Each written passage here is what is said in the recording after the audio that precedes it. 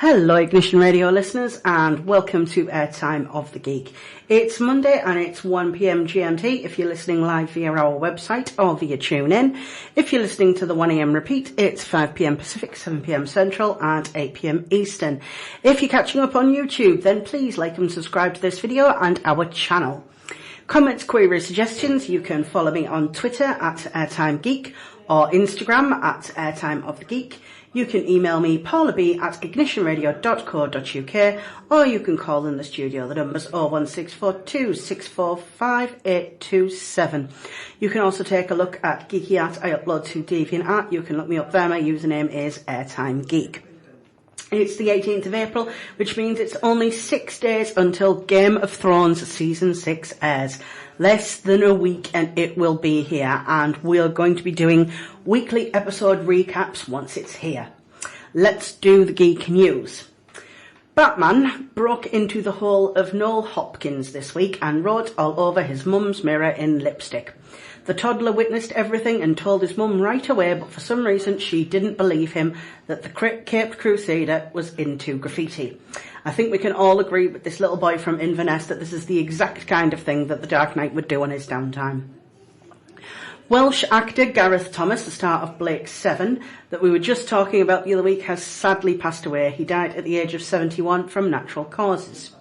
It's about 2 weeks to go until we see Cap and Tony going at it. Go Team 6 times.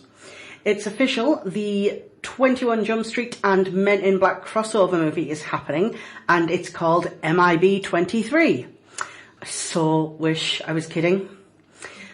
Thor Ragnarok news. The movie will see Chris Hemsworth return in the title role, and we already know that he'll be joined by Mark Ruffalo's Hulk. Furthermore, Taika Waititi, I think that's how you pronounce her name, is set to direct, with production kicking off in Australia this year. But we have learned that Natalie Portman won't be returning to the role of Jane Foster in this new movie. Taking a leading role instead will be Tessa Thompson, who came to particular prominence for her strong work in the brilliant Creed at the end of last year. As is often the way in the land of Marvel movies, Thompson's exact role thus far hasn't been revealed. We do know her role will be a kind of superhero, with the plan being for her to appear in other Marvel movies as well. But beyond that, nothing. Portman's made no secret for her hate of the Marvel series and a wish to get out of her contract, so it could be the last we hear of the character for now. American Gods news. Crispin Glover has been cast as Shadow's cellmate. He's fairly peculiar, so he should do the role well. New Star Trek rumours are abound, as unconfirmed reports stated that the show will be set sometime after the events of Undiscovered Country and between Next Gen, whereas another report said it would be an anthology series moving backwards and forwards in time. To be honest, I'd prefer neither and would really like to know what happens in the future, please. A series set in the past is kind of why Enterprise sucked, and events have come to a foregone conclusion and it leaves no surprises. The small screen adaptation of Stephen King's The Mist is coming. Spike TV have ordered 10 episodes, considering Frank Darabont's film version was really enjoyed by Stephen King, saying he wished he'd thought of that ending. I think it could be interesting if they put a new spin on it, because, ending aside, The Mist was fairly accurate to the novella, and we've already seen that, so I'd like to see something different happen. So, it's time to do this week's top 10, and for this week we are counting down my top 10 horror TV shows. As a species, we love to be scared, and sometimes we want more than just a scary movie, we want a scary TV show. So that's the topic for this week, and as usual, we're starting at number 10 because it's more fun to me to work backwards.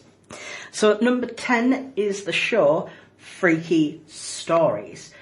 Freaky Stories was a Canadian animated series that I watched when I was a kid, and it was a little like The Twilight Zone, but for kids. Each episode began with the same phrase: "This is a true story. It happened to a friend of mine." The series dealt by and large with myths and urban legends, and I remember watching it, seeing stories that I'd been told by people that had been presented to me as true, and feeling cheated and lied to. And I was always raised to tell the truth, and so more often than not, I believe when people tell me a story that it's true, as I don't lie, so I have a really bad BS detector. Some of the more famous urban legends it covered were a family that goes to Mexico and brings home a pet, thinking it's a chihuahua, but it's really a sewer rat that eats the existing family dog. I got told this one while I was in school. My friend's sister was engaged to a guy from South America, and they went to Mexico on holiday, and when she came back, told me the story, and I had no reason not to believe it wasn't true.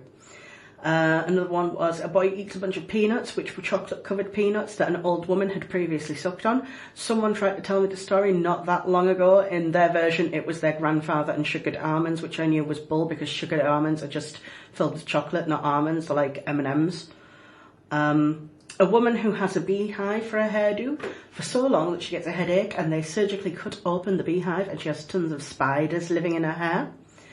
A woman and her party guests believe that they've been poisoned when they learned that the fish they ate was bitten by a woman's cat who later died. She later learns that her elderly neighbour had run over the cat with her car. A couple renovating an old house discovered a secret wine cellar, and the old owner previously had disappeared. They tap all the barrels, finding that all but one had turned to vinegar, and decide the remaining wine barrel is so nice they'll save the wine for special anniversaries. When the cask runs dry, they crack it open only to discover the previous owner pickled inside the wine barrel. So it was a little bit gory, a bit like Grizzly Tales for gruesome kids, but it was the 90s, so they got away with a lot more. And what I'm going to play is the theme tune for Freaky Stories. Number 9 is American Gothic. In 1996, a great crime occurred when American Gothic was cancelled after its first and only season, leaving the story in a perpetual cliffhanger. Sam Raimi was the producer, so of course Bruce Campbell guest starred in an episode. The story takes place in the fictional town of Trinity, South Carolina, and revolves around Caleb Temple and the town's corrupt sheriff, Lucas Buck. Though appearing affable and charismatic, Sheriff Buck is a murderous rapist whose power is backed by an apparent supernatural force, which he generally uses to manipulate people to fulfill their potential and make life-changing choices, usually for evil. He is strongly implied to be the devil, though it's never confirmed. Caleb Temple is a normal child whose paternity masks a horrific secret. Lucas Buck is his biological father, having raped his mother in front of Caleb's older sister Merlin. The horror of watching her mother being sexually assaulted caused Merlin to become severely emotionally traumatised and withdrawn from the rest of the world, made even worse when her mother committed suicide after giving birth to Caleb. During the pilot episode of the series, Sheriff Buck murders Merlin in cold blood and manipulates Caleb's father into committing suicide in order to eliminate Caleb's family and claim his biological son for his own. However, the newly arrived Dr. Crower begins to uncover the sheriff's role in the deaths of Merlin and Merlin's father, and with the help of Caleb's out-of-town cousin, Gail Emery, struggles to prevent Lucas from corrupting young Caleb. They are aided in part by Merlin's ghost, who personally appears before Caleb throughout the series in order to try and keep him from Buck's corrupt grasp. If you haven't seen the show, keep in mind that it ends on a cliffy, and when you watch it, because otherwise you'll be forever frustrated that we don't know what happens. The ending theme song for American Gothic is a song called Stalkin' by Dwayne Eddy. It was incredibly hard to actually find out that information and find a decent copy of the song, so hope you enjoy. Number 8 on our countdown of the top 10 horror TV shows is The Walking Dead. Back in 2010, Frank Darabont got involved with AMC to adapt Robert Kirkman's long-running comic book series, The Walking Dead, into a TV show. It was commissioned purely based on his involvement and the source material and a couple of pre-written scripts. He brought with him a bunch of talented actors who he'd worked on his adaptation of Stephen King's The Mist, amongst other things. Jeffrey DeMunn, who has been in almost all of his projects, was cast as Dale. Laurie Holden as Andrea, Melissa McBride as Carol, Juan Gabriel Parje as Morales, and Samuel Witwer, who'd been the sacrificial lamb in The Mist, played the corpse soldier inside the tank for the first couple of episodes. The Walking Dead is mainly told through the eyes of Rick Grimes, sheriff's deputy who is shot and wakes up from a coma after a zombie outbreak has overrun the country and the world. and deals with Rick's group trying to survive in this new world against walkers, the collapse of society, and other survivors who are less friendly, and even descenders within his own group. When it first hit the small screen, the world was at its height of the new zombie resurgence, which has died down now, but the show remains popular with its fans. Popular enough to justify an aftershow called The Talking Dead, a spin-off prequel called Fear the Walking Dead, 5 novels, 2 independent video games, as well as an episodic interactive storytelling game from Telltale Games, which so far has produced 2 minisodes and 2 full seasons, with a 3rd on its way.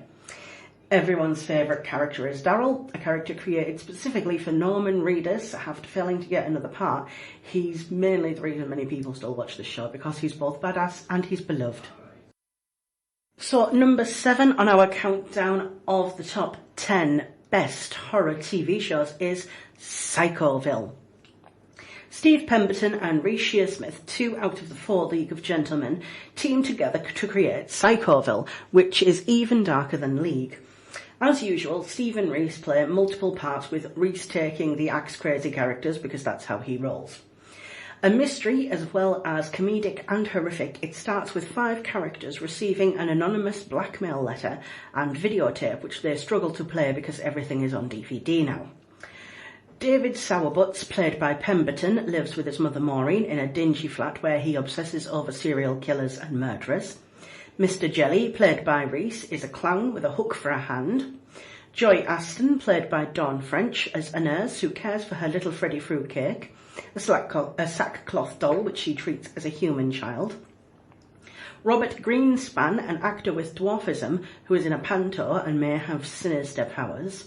And Oscar Lomax, an old blind man, played by Pemberton, who collects valuable commodities and is insisted by a young man on community service. Without giving too much away, as it would ruin the mystery, Psychoville draws you into its twisted world. One episode is an homage to Alfred Hitchcock's film The Rope. It's filmed all in one long take. It's also like a bottle episode, and it's one of the best that they produced, and in the end inspired another show, Inside Number 9. It's 2 seasons, produced a lot of very quotable material, and literally every second that Mrs. Ladybirdface is on screen is a joy to behold. Psychoville will forever change the way you reference Tina Turner. You will find yourself using phrases like a clown's pocket, a wizard's sleeve, and a yawning donkey. But I think most of all, Psychoville will keep you trying to figure out what lies behind the mystery, and will likely scare the pants off you while you're at it. Now, I could be playing Superman by Black Lace or Tina Turner, because they're both featured in Psychoville, but I'm going to play a musical number that I almost included in my top 10 villain songs from Psychoville, which is called the Jack the Ripper song. So that was the Jack the Ripper's song. Number 6 on our continued countdown is Hannibal. Thomas Harris's eponymous character, Hannibal Lecter, was first brought to the big screen in the film Manhunter, played by Brian Cox. The actor Brian Cox, not Professor Brian Cox, the walking, talking Stephen Hawking. Cox's Lecter is neither compelling, nor scary, nor creepy, and in my opinion, not iconic. There's a reason that Anthony Hopkins won an Oscar and not Brian Cox. Though I very much hasten to point out that generally I do love Brian Cox, who's in one of my favourite films of all time. He's just not the best Hannibal Lecter. Neither is he the worst, which of course is Gaspard Ulliel, who played the character in Hannibal Rising.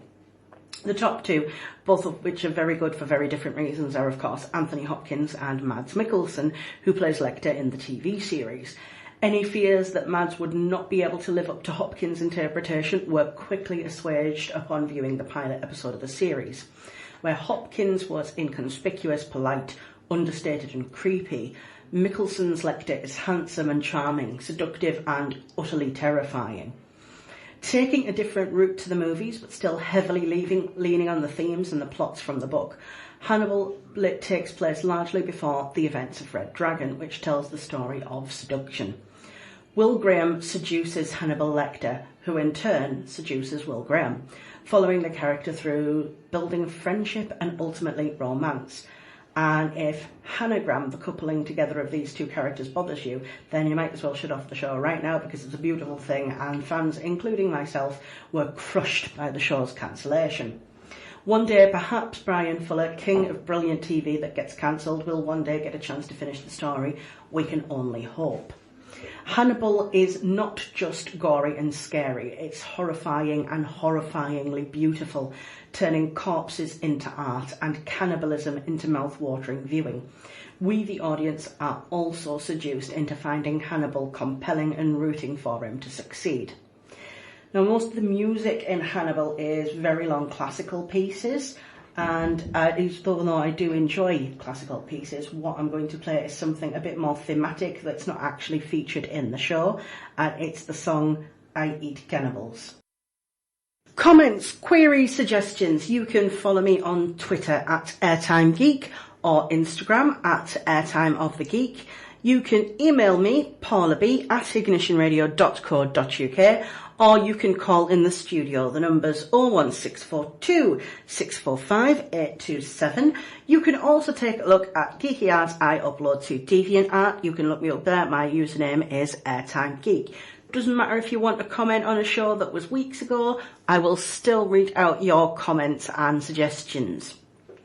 So number 5 on the continued countdown of the top 10 horror TV shows is Dead Set.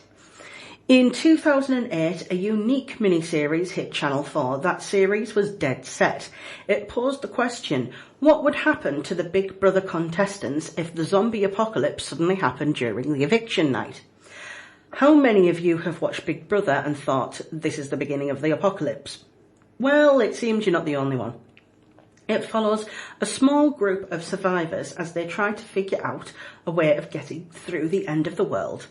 Big Brother isn't watching them anymore. Visceral and dark, I found this to be one of the most relatable zombie productions ever. Many people think about what they would do if the zombie apocalypse broke out, and many people have thought what they would do if they starred in a reality show like Big Brother. But the two together is an interesting combination. The contestants are vulnerable, relying on the showrunners to take care of them, and once the world collapses they must fend for themselves, and it's not particularly the most well-protected of places. The series was very low budget, having to redress extras and recruit volunteers to play the zombies. The Shaun of the Dead team criticised the production for its use of running zombies, as they worship at the altar of George A. Romero. However, as Charlie Brooker pointed out in response, even Romero had running zombies. The very first zombie in Night of the Living Dead moves at a fair old whack and even picks up a rock to try and smash a car window. And the 2 zombie babus in Dawn of the Dead who burst out of a room and run, yes, run, towards Ken Foree. They, of course, had the talking zombie, Bub, and so if you're going to criticise anyone for having talking zombies, criticise George A. Romero. So, also, don't criticise the running zombies, kids, unless you want to criticise the original Night, Dawn and Day trilogy. Running zombies is perfectly fine. It's fine. Yes, zombies can run. You know, like in The Walking Dead, you've got the freshies, they're much more, able to move around, and then you've got the lurkers who are older and they've kind of rotted and starved a bit. It's perfectly fine. Stop complaining about it. Well, that was interesting. Just as I was playing that song there, my colleague Sean brought through a big parcel that I'd got in the post, and apparently everyone was really curious to find out what was inside. It wasn't anything interesting. So, number 4 on our continued countdown of the top 10 horror TV shows is Inside number 9. This is the second appearance of a League production on this list, again created by Steve Pemberton and Reece Shearsmith. Inside number 9 is an anthology series, each episode taking place inside a different room, house or flat, which is number 9. The themes, styles and plots vary wildly from A Quiet Night in an almost completely silent episode, much in the style of an old Charlie Chaplin film, and in fact co-stars Chaplin's granddaughter, Una Chaplin, who you may be more familiar with as Robb Stark's wife in Game of Thrones, to Cold Comfort, filmed in a found footage style and has sittings from a backstage dressing room to a house in the suburbs to a train sleeper carriage. Number 9 is filled with twists and turns, mystery, murder, mayhem, death, and more death. 2 seasons have aired so far, with a 3rd commissioned and should be coming soon. The show gives a unique opportunity these days, as if you're not keen on one episode, you know the next one will be completely different. This particular song I'm going to play comes from the second season episode called Comfort. So number 3 on my countdown of the top 10 horror TV shows is American Horror Story. American Horror Story burst onto the scene in 2011 with its retronym series, Murder House. Its success renewed the show and thus began this anthology with a different theme each year. What followed was Asylum, Coven, Freak Show and Hotel, with wildly different themes and in some cases quality. Murder House is set in a house filled with the ghosts of murder victims and goes between present and past in flashback form. Asylum is set in the 1960s and has a theme of madness, aliens, Nazi experiments and serial killers. It's by far the darkest and most terrifying of the seasons in my opinion. Coven is set in present-day New Orleans, and is based around a coven of witches learning to use their powers with monsters, zombies, ghosts and serial killers.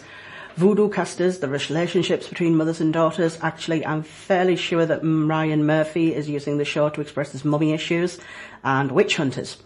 It's my favourite season, even if it does leave in a lot of unanswered questions.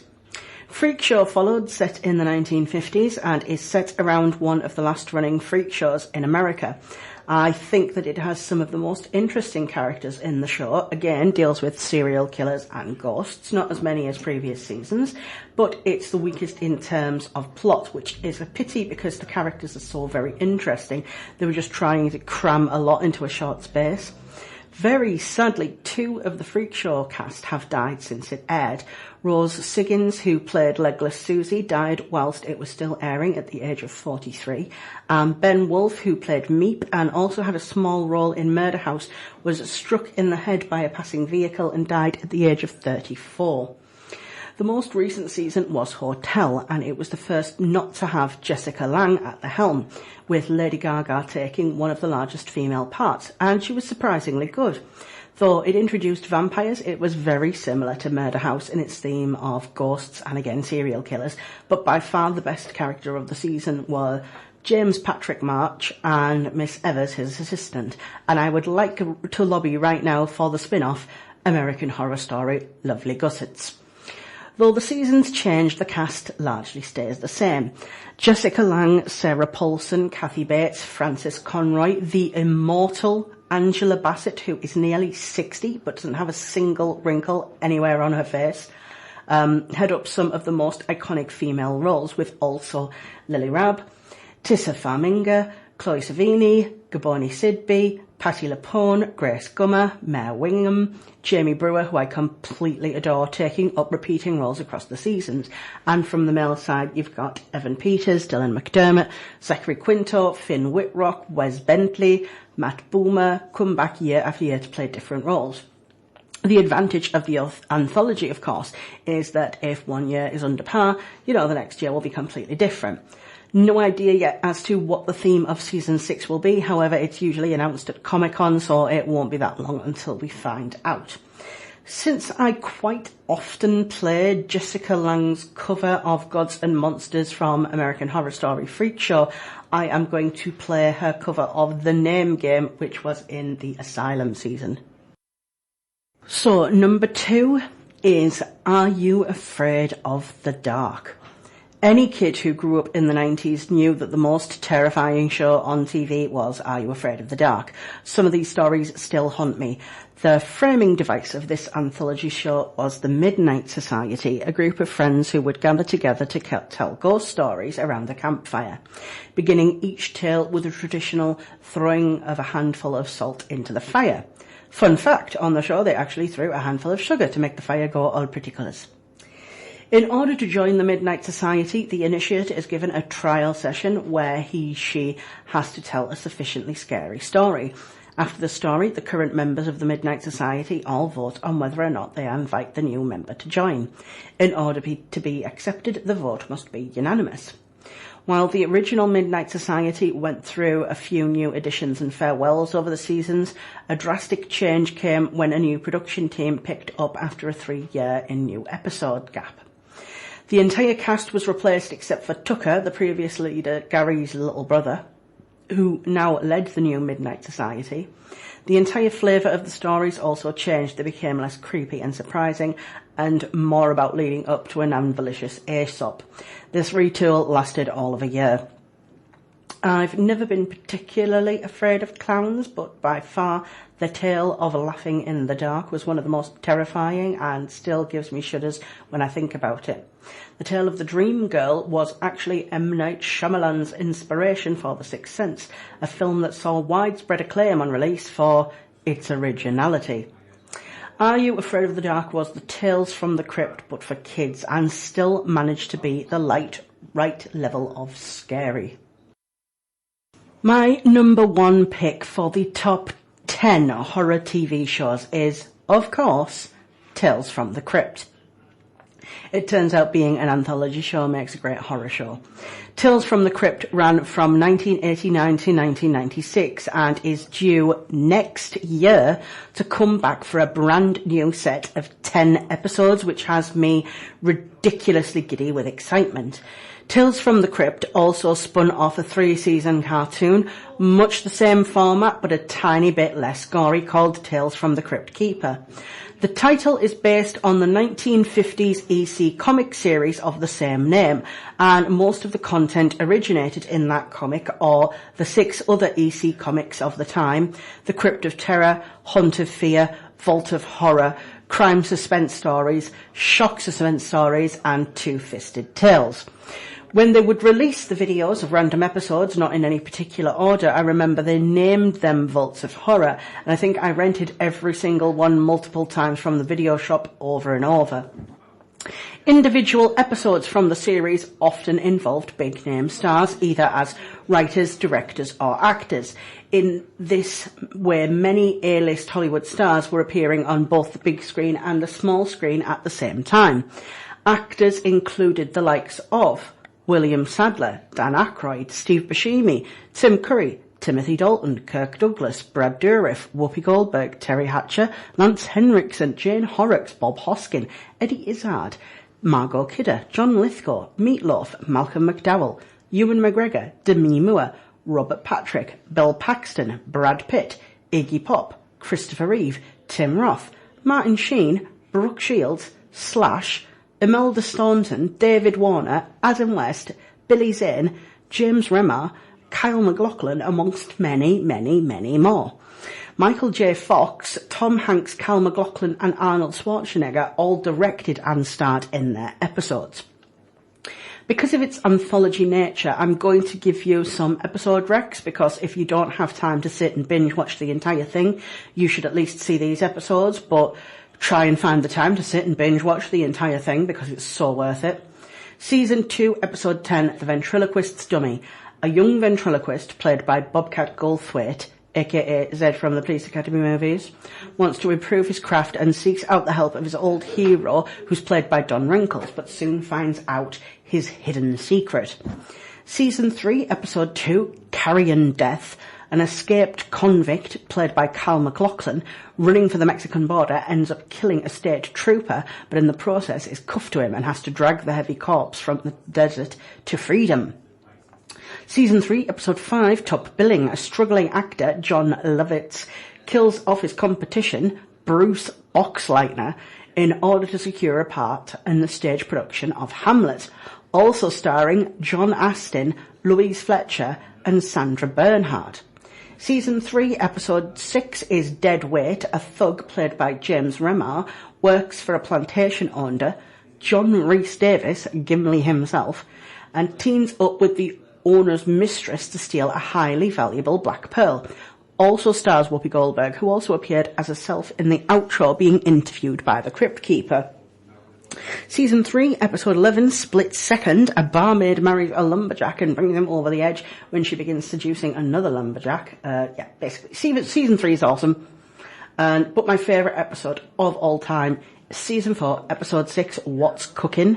A couple, played by Christopher Reeve and Bess Armstrong, have a failing restaurant when it gets a huge boost when a drifter, played by Judd Nelson, gives them a steak recipe that's made of human flesh.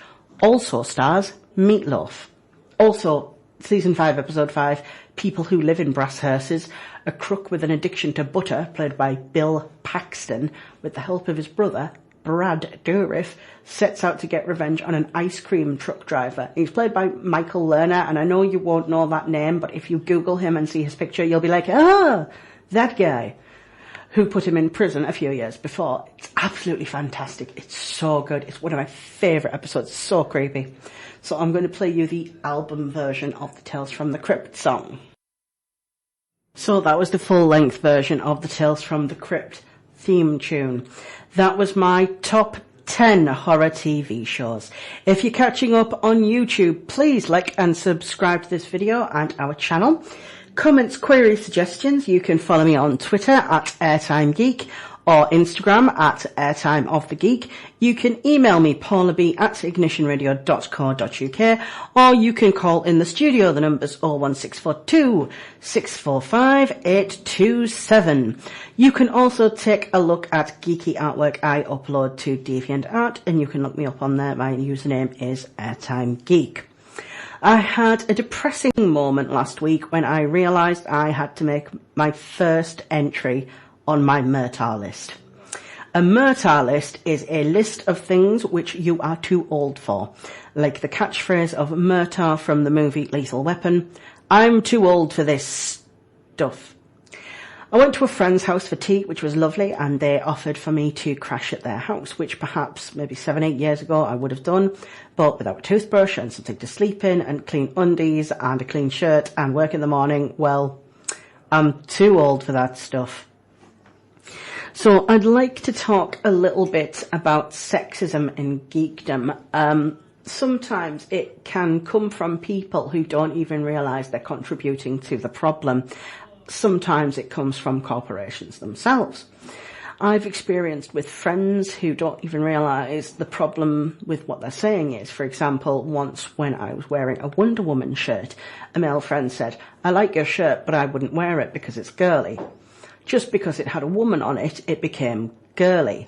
My lady bestie's boyfriend once got an earful from me and her because we had suggested putting on an action film which happened to have a female protagonist, and he said, I'm not watching a chick flick. The problem, I think, it starts with the way that girls and boys are raised. Girls are taught that shows or films or books with male leads are for both genders, and boys are taught anything with a girl in it is for girls. Black Widow was replaced in the Lego set for Age of Ultron with Captain America. It's rare that female members of big teams even get action figures, let alone multiple skinned ones like the 87 different versions of the Iron Man ones. So we're taught that female characters aren't as significant or aren't worth bothering with. Awesome TV show Young Justice was cancelled despite excellent reviews and fan feedback. Why? Because it had a very high female audience. Warner Brothers had said that they thought too many girls watched the show and wouldn't be interested in buying the male toys and would demand female toys. And girls are icky, so they cancelled it. In case you haven't noticed, I am a woman, and I can barely remember a time when I didn't experience some sort of harassment. I remember when I was a kid, it used to come all the time from boys. There were jokes, comments. I won't go into every time I was harassed, every boy or man who said did something horrible, because I don't want to recount them, and it's something but it is something that I should be talking about since I have this platform to speak about it. Constantly, it's something that women experience. Once walking just through the town centre, one of those charity sellers grabbed me and tried to hug me, and I was so freaked out, by someone telling him, I don't like to be touched, and I certainly didn't need this strange man touching me. I don't know what it is. Some people seem to think that they can touch me without permission because they don't mean any harm. Like occasionally a woman will put her hand on my shoulder or something of the sort, but I never feel the same alarm that I do when a man does it. So why is it different? Well, because I'm a little afraid. I think all women are a little afraid of men in some way, and of course I'm not afraid of all men. I'm not afraid of my dad or my cousin or my nephews or best friends or other relatives. I'm not afraid of co-workers that I've gotten to know, but ones I don't know, men I've never met, I'm meeting for the first time, I'm afraid at least a little. There's a little part of me that prepares to run just in case. And why is that? Because we have to. Because so many women are victims of harassment, and abuse. Literally every woman I know has gone through it, not once in a lifetime, much more frequently. And I know, not all men, yada, yada, yada. Some women hurt men. Yes, I know. I don't think every woman believes that every man wants to rape her. That's stupid. The point is that we've all faced something like this at the hands of a man. Every single one of us, many of us daily. And the point of, like, the hashtag yes all women isn't to criticise men, it's to share the experience that we've had and help bond women together, to show what we've gone through. And many men have no idea what we go through, knowing they can join the fight and they can help change things.